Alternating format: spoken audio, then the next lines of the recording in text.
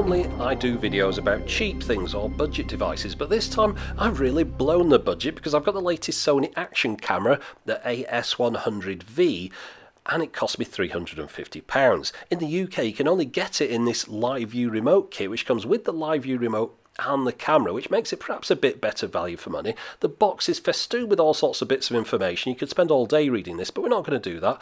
On the side of the box here it says that you've got the camera, waterproof case, Live View remote and adhesive mounts. In addition to that, of course, you've got the battery for the camera and a USB lead and a few little instruction leaflets, but we'll get inside it, have a look.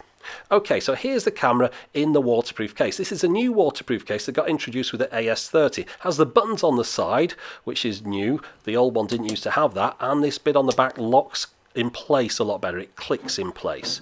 On the bottom, the mount's been moved to the back of the case, and on the front we've got holes here, or sort of holes, that will let sound in but won't let water in. Here it is compared to the old case that came on the earlier action cameras. You can see the difference in size all around. It's a completely different design. The cameras themselves inside these are identically sized. It's just the cases that are different. So you could put either camera in either case if you wanted to.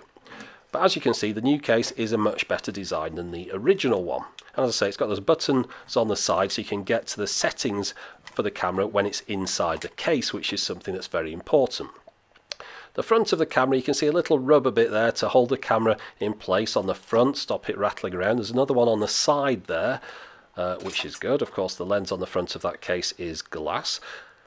Looking around the camera itself, these two buttons on the right here are now rubberized. They used to be plastic buttons. That at the top is an infrared remote control receiver. It doesn't come with that remote. You have to buy it separately if you want, but you don't really need it. On the front here, or on the bottom I should say, we've got a little screw there to put something in. I'll show you that later on. There is a mic in socket, a sort of multi-plug thingamajig, HDMI out, and micro USB for charging and data transfer. The bottom of the case is flat as well, by the way, so it now stands up, whereas the other one didn't. And it's waterproof. It's well, water resistant, I suppose. It says splash proof on the side. All those joins and things have got seals in them, which means the buttons are a little bit harder to press now, but it doesn't need the case to remain water resistant. On the back here, if we open that up, the door is a little bit different. It's got a better hinge system on it. You're not likely to snap that off. And also the battery now, rather than being in a tray like the old cameras, can just be put in and out on its own like that. That's where the micro SD card goes in. And as you can see, there's a seal around that door as well. That on the top there is a new tally light, as they call it, basically an indicator light to show when the camera's recording. The old one didn't have a light on the top, and that's something that's very welcome, because when you were looking down at the camera you had no idea whether it was on or off. The screen is improved as well. It's got more information on there than the old camera used to have.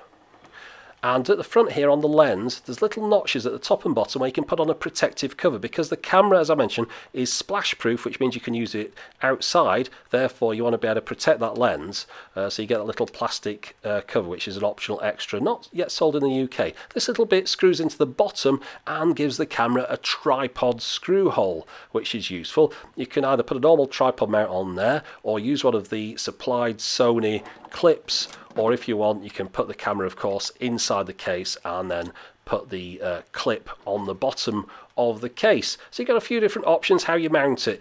I don't go underwater. I'm not some sort of diving person, so I don't really need a waterproof case. I'm very happy that it's now splash proof. That's all I really need. Take it out on the bike in the rain. You get two mounts here, one curved and one flat. And of course you can buy extra ones of those quite easily now. They're quite readily available as Sony mounts. It just clicks in here like that from the front to the back, or back to the front depending on which way you're looking at it, and holds it nice and firmly in place. Those mounts are really good. They don't vibrate at all. So as I mentioned, the other things in the box are a USB lead, which is a micro USB lead, and some sort of quick start guide type things. Ignore those. You're better off going online and downloading the proper Sony handbook, which is full of information. It's got everything in there that you might need. In fact, I'm going to put a link to that in the video description so you can look at all the stats and things in there. Now, when we compare the new camera to the old camera, I mentioned the screens are different. If you look at the old camera here, where it says 1080 and 30p, those are set numbers. Those are like imprinted on it, so they just light up when it's appropriate. On the new one, they're proper digital numbers, so they can be changed to 720 or 1080 depending on what they want in that position. So it's much better, the screen now. You can get more information on it. It's a lot clearer. Now when you turn the camera on, you either press previous, next, or the power button at the end, which is the record button.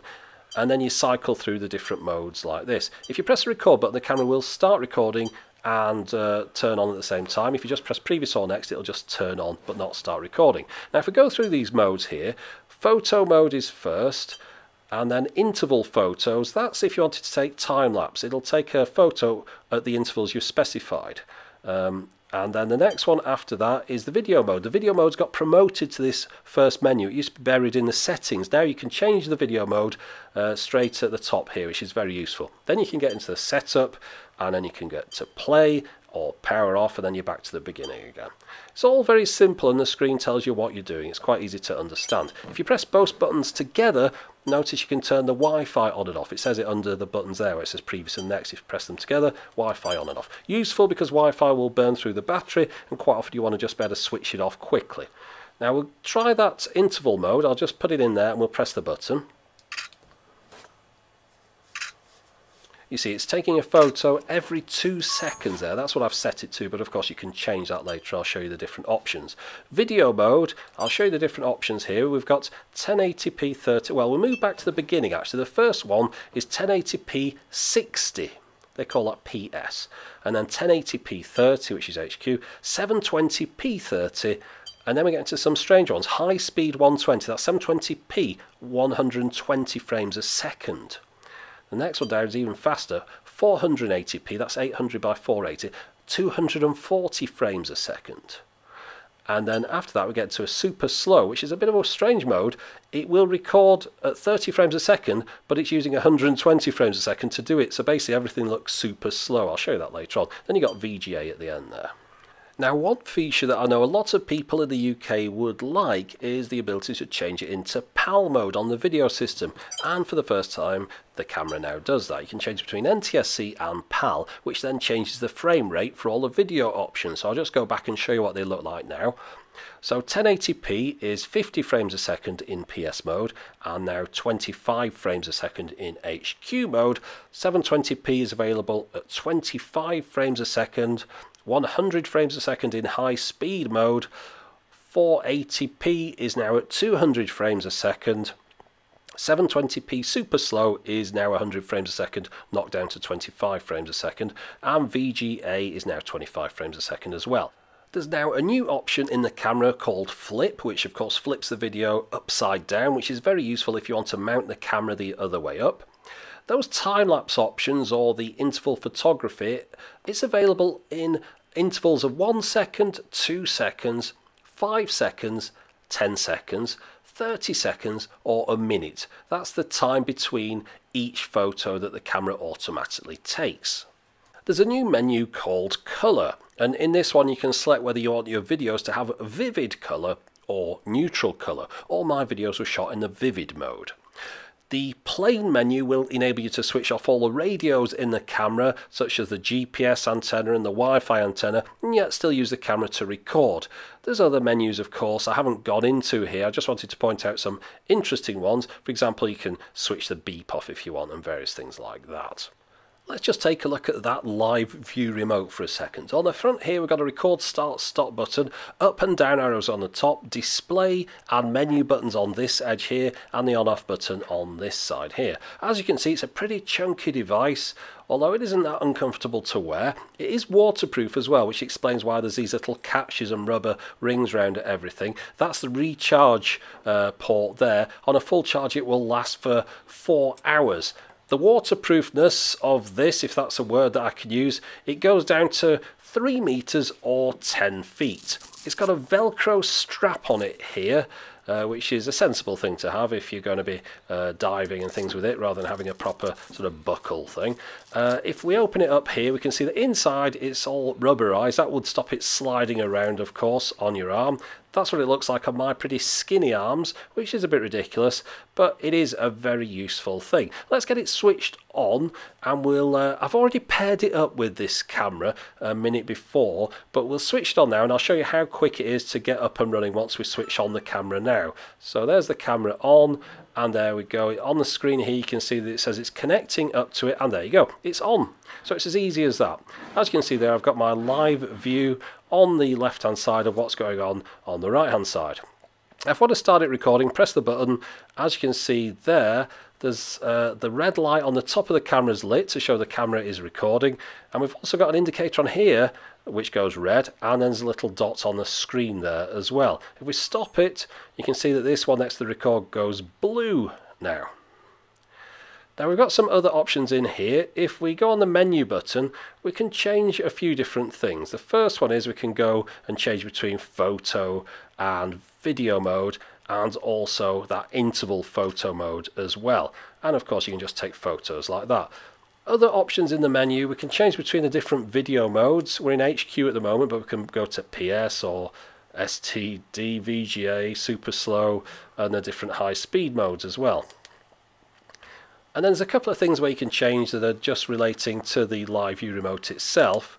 If we go into this one here, we can change the brightness of the screen. It's on high at the moment. You can knock it down to low, presumably get a bit more battery life out of it. And also you can flip the display on there as well if you had it mounted the other way up for some reason.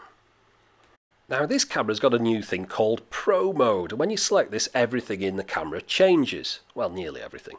It records in XAVC-S codec rather than the usual MP4. Now MP4 goes up to about 28 megabits a second on this camera in some of the modes. This XAVC-S codec, Pro Mode, records at 50 megabits a second. That's an awful lot of megabits, so you can't use your usual micro SDHC class 10 cards. No, you have to get a new card. You have to get a micro SDXC card. And those cost a little bit more, of course, although they're not ridiculous. Anyway, so I went and got myself a micro SDXC card because it won't let you change to Pro Mode unless you've got one of those in the camera. So once I put it in the camera, it enabled me to select Pro Mode. I just had a look what options were available. First off, if you're recording in NTSC mode, you've got a choice of 1080p 60, 1080p 30, or 1080p 24. At 50 megabits a second. In PAL, you've got 1080p 50 or 1080p 25 at 50 megabits a second, just those two, that's it. In addition to that, you get options to do with time codes and user bits. Now these things are way above my pay grade. I don't understand any of this stuff. This is for proper pros, so they can get time codes built into the video and sync all their video footage up. Imagine, for example, you were shooting a television show with lots of little action cameras. You wanted to sync them all up and put them into some edit deck. It's those kind of people. Right, we're just about up to the point where I'm going to show you a few clips from the camera, but before I do that, let me just have a word about YouTube's video quality. There's a lot of people out there that don't seem to understand that the video quality on YouTube isn't going to be as good as the original video that I shot with the camera. Let me try and explain in another way how that works. Imagine YouTube is this audio cassette, okay? YouTube quality is audio cassette quality. Now whatever I put onto that audio cassette isn't going to sound as good as the original. If I put an SACD onto it, it's going to sound like cassette quality. If I put a Blu-ray audio on it, it'll sound like cassette quality. If I put a vinyl record on it, guess what it sounds like? Cassette quality, right? Got it? YouTube cassette. Now, if I put the best video in the world into YouTube, it's going to look like YouTube quality. So forget that Pro Mode at 50 megabits a second, all that kind of stuff. It's not going to look as good as the original. However, I've put some clips together, enjoy them, but just remember they're not going to look as good as they originally looked when they came out of the camera. If you subscribe to my channel, you might already have seen this clip here. This was from a video a couple of weeks ago. I shot this in the 800x480 mode at 240 frames a second and then slowed it right down so I could get this nice slow motion effect here. Now I'll show you some other footage that I've shot around Manchester. First off, I'm going to cycle through all the different video modes. So this is the 1080p 60 mode. Now of course on YouTube you're not going to be watching this at 30 frames a second, so you won't notice any difference. But this is just to show you a little bit about the quality and the field of view for each shot. Now this is the 1080p 30 mode. You'll find very little difference between those. 1080p 60 mode uses a lower bit rate, so effectively this is probably the best mode on the camera. Now 1080p 30 with the stabilisation turned off, the other ones had it on, gives you a wider field of view, 170 degrees. As you can see here, it fills out right to the edges. Standard field of view is 120 degrees. Now the next shot in 720p mode goes back to 120 degrees again, because I put the stabilisation back on, and it's at 30 frames a second. And then we get into the super high speed modes after this one. So the first high speed mode is shot in 720p at 120 frames a second. This is a very useful mode. You can record footage. It looks completely normal until you slow it down like this in your editing package. I've done this at 25% speed now, and you can get some nice slow motion effects. But if you want, you can speed up the footage as well, and it just looks normal. So if you were filming in that mode, you could just jump in and out of slow motion in your editing package. Now 480p at 240 frames a second, 800 by 480.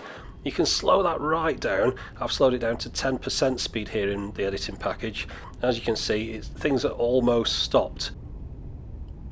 So it's an interesting effect, but of course the trade-off is that you're dealing with a reduced resolution.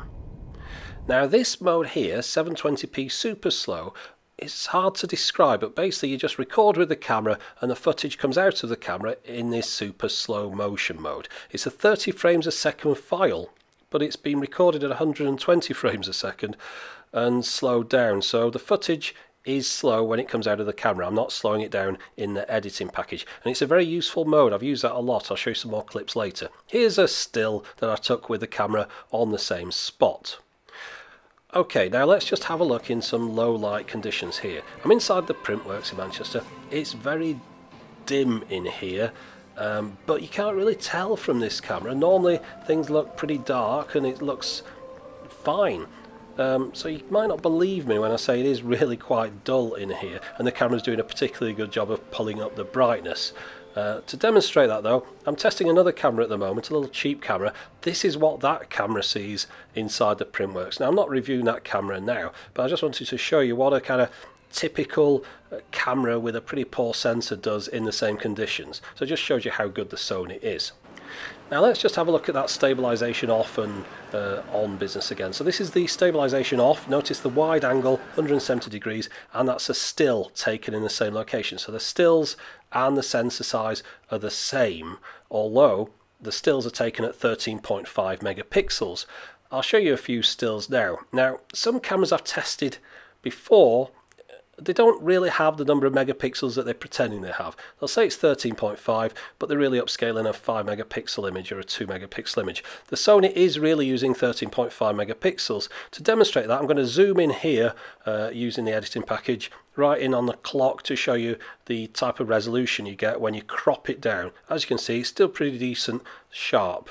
So definitely 13.5. Now, if you're using the interval photo mode, which is the one where you take stills automatically, it creates a load of images on your memory card, of course, and they're all 2 megapixel images. The reason for that is because you want to stitch those together into a video like this one. I stitched this together in a program called Time-Lapse Assembler, and you don't want massive files. You want 2 megapixels, which is 1920 by 1080, so you can stitch them together into a video.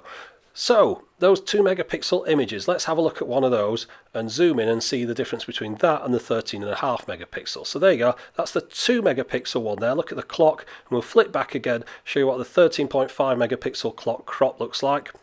As you can see, quite a bit of difference. So it's definitely got a full 13.5 megapixel sensor.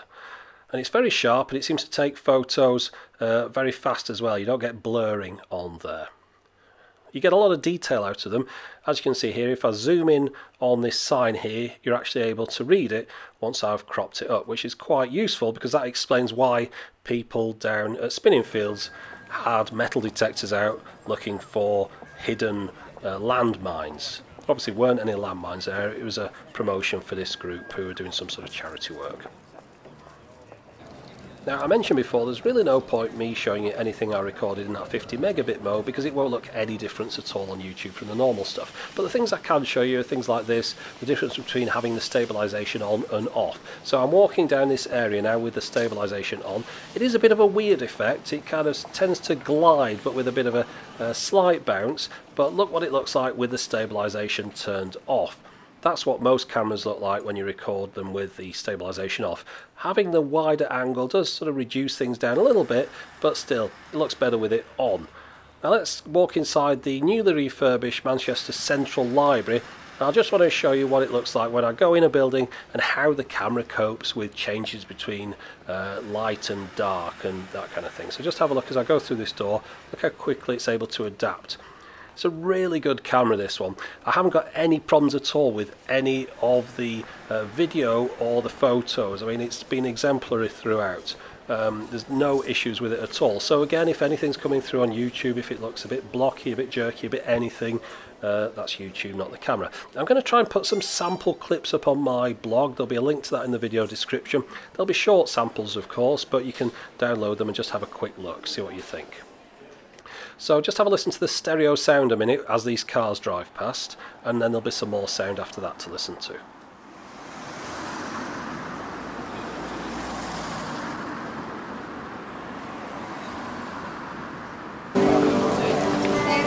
Your flag on the march, but love is not a victory march. It's a cold and it's a broken hallelujah. Hallelujah. Would it be the same if I saw you in heaven? This is the sound quality that you get when the camera is inside its waterproof case. And I thought you might not believe me, so I'm also recording this from another angle so you can see that the case is actually on the camera. Now, of course, if you take the camera out of its waterproof case, you'll notice the sound quality does improve quite considerably. It's noticeably richer and not as thin sounding as it was when it was in the waterproof case, but still, it's good that you can get understandable sound whether you're in the case or not. So if you were diving, you could do a voiceover to the camera and then jump in the sea and people would still be able to understand what you were saying. Not that I'm going to do that, but somebody somewhere might want that feature. So nice that it has it. Now, I've been shooting with this camera for about 2 weeks now, on and off, trying to get some interesting footage to show you. And one thing that I got a little bit addicted to was the super slow motion mode. It's so easy to just switch it on in the camera and record some slow motion. Everything looks a lot more interesting when it's super slow. One thing about the super slow mode though, it doesn't record any sound with the video, of course, because it would sound a little bit odd. One thing you can do though, if you record stuff in the 120 frame mode and then slow it down in your editing package, you will still get the sound with it, albeit slowed down. There was sound on that clip at the beginning where I smashed up the camera with the hammer, and that's because that was recorded in one of the high speed modes. That was a 240 frames a second mode, and then slowed down in the editing package, which retained the sound. Equally, I'll show you the little footage in a minute where I've got the fountain which starts off at the normal speed and then I slow that down because I recorded that at 120 frames a second, and you'll be able to hear the sound of the fountains on that one as well. But yeah, this super slow motion mode, very interesting.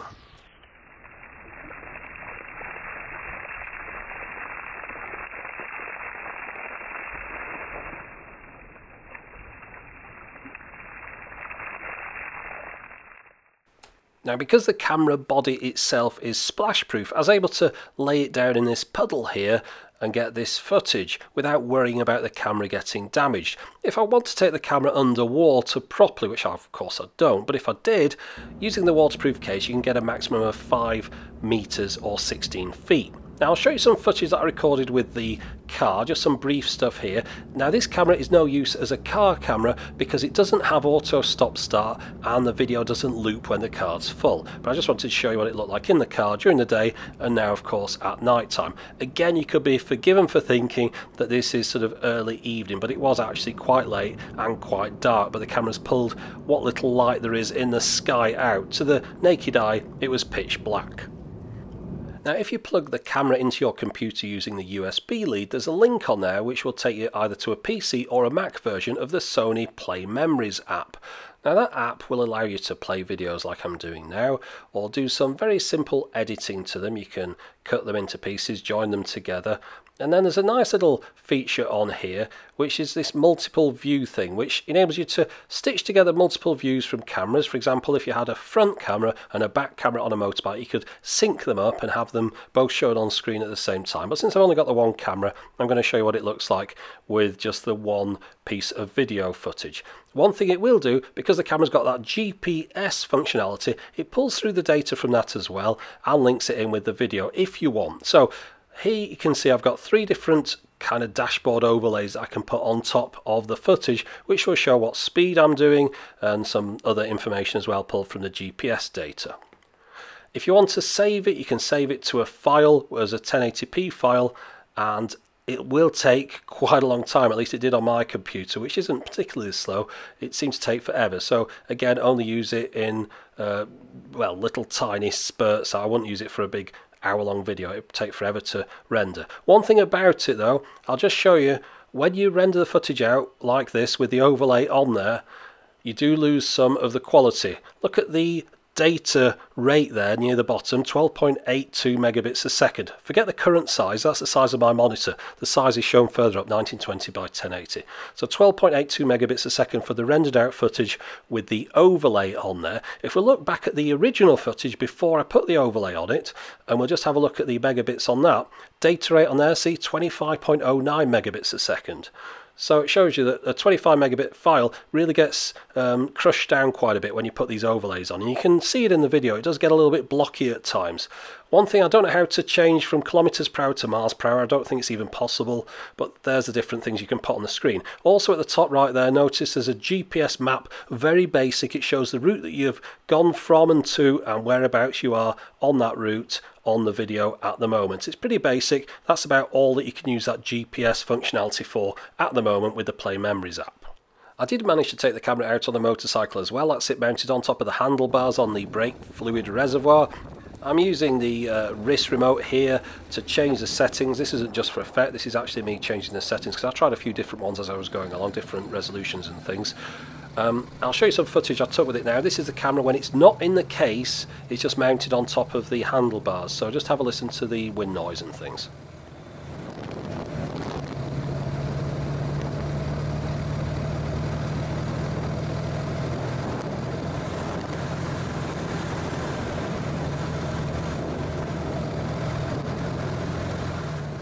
Now you'll have noticed a lot of CMOS wobble there. That's because the camera's on my handlebars which vibrate and it causes that wobble. It isn't this camera, it'll do it with any camera that I put on there. Whatever the camera was, best camera in the world, the same thing would happen because the handlebars vibrate. Even though it's got image stabilization on it, it's not good enough to get rid of really tiny vibrations like that. So I'm going to mount it on my helmet in a future video sometime, but for the moment this is all you're getting. Right, now I'm going to swap it over and put it inside the waterproof case just to show you what the sound is like when it's inside the case there, so you get a bit of an idea as to the difference in the sound and how much sound actually comes through. So again, I'll just be a little bit quiet now and you can just have a listen to this. I've got some other footage in here as well with a bit of a map overlay as well, so I'll just be silent for about 30 seconds or so now.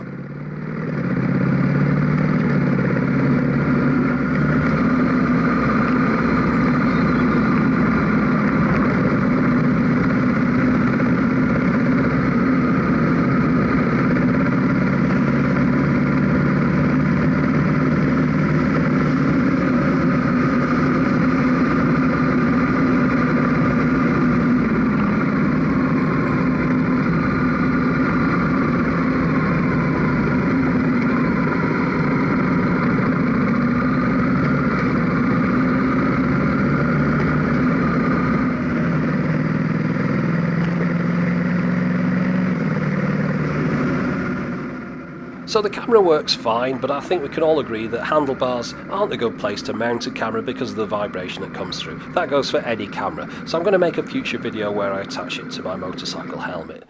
But for the moment, I just want to show you some other things. The camera will work with the Sony Handycam style camcorder type attachment, which has that LCD screen on it, enabling you to frame things when you're out and about. I wasn't too sure whether this camera would work with it. I thought it might be incompatible, but no, this works with all the action cameras. It enables you to frame the video and then also play it back later on that little LCD screen. The live view remote, just want to talk a couple of things about that. The first one is the range that signal can be sent from the camera to the live view remote. It's what you'd expect if you had any sense about you, but there's a lot of people out there that don't. So for those people, I'll just explain how far Wi-Fi signals get with these things. Not very far. This is on the dashboard of my car. I'm walking away with the camera in front of the car, waving it around, and as you can see, the image freezes there. And that is as far as it gets. That's about as far as you could throw the camera. Well, as far as I could throw it anyway. If you were good at baseball, you get it a lot further. But you know what I mean, throwing distance.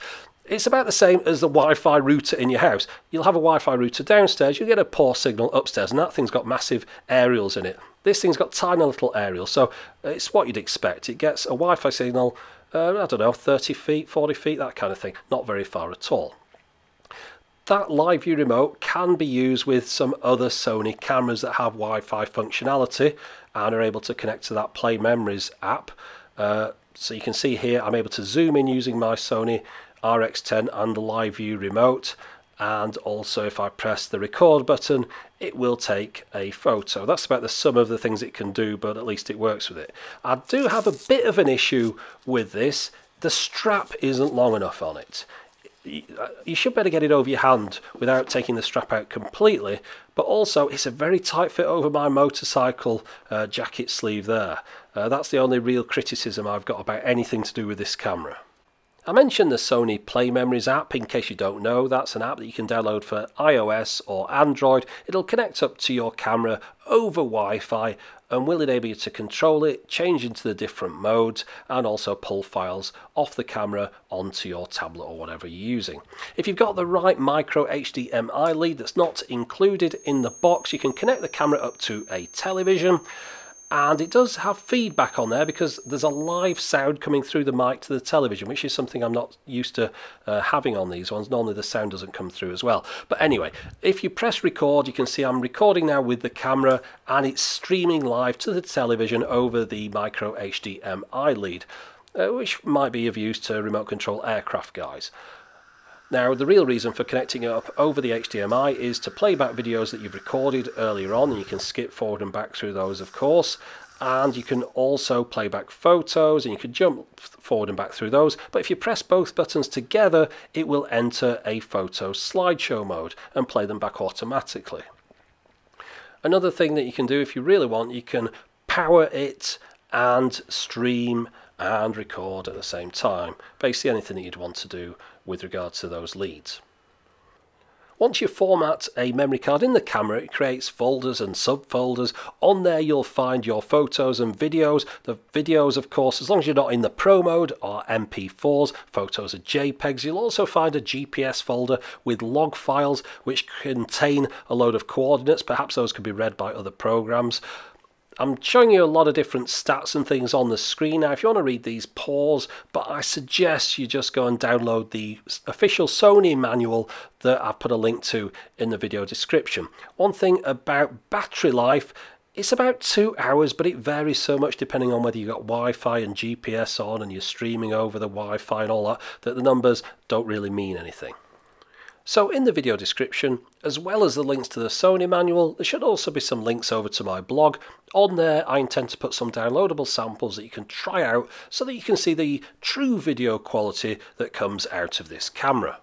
Now, I mentioned at the beginning of the video that this camera cost me £350. For that price I could have chosen the top of the line GoPro instead, but the reasons that I prefer the Sony personally are as follows. First one, a splash-proof body means I could take it out on its own on the motorcycle. If it starts raining, it's not going to get damaged. The next one is steady shot. Image stabilization built in is very important to me.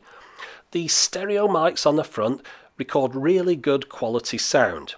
Now onto the other things about the camera. The lens is really good in low light and nice and sharp as well. The super slow motion mode is very addictive. Wi-Fi on a camera, I've never really used it before now, but now I've got this remote control with a live viewfinder on it. I'm now going to start using it a little bit more, especially when I'm out on the bike. Other nice additions on this camera, that tally light on the top is something that was missing from the first one and is very welcome on this camera. The improvements to the door at the back and the fact the battery can now be popped out are very welcome additions as well, and those batteries are very easy to come by as spares. It's a very common size now. The bottom of the camera itself is now flat, which means it can stand up on its own, but you can also attach this tripod mount to it and then attach it to pretty much anything with a tripod screw thread on it. So overall, I prefer the Sony, but again, remember, personal preference. You might prefer other things like 4K video at 15 frames a second. If you do, then go and get the other one. Anyway, that's it for the moment. As always, thanks for watching.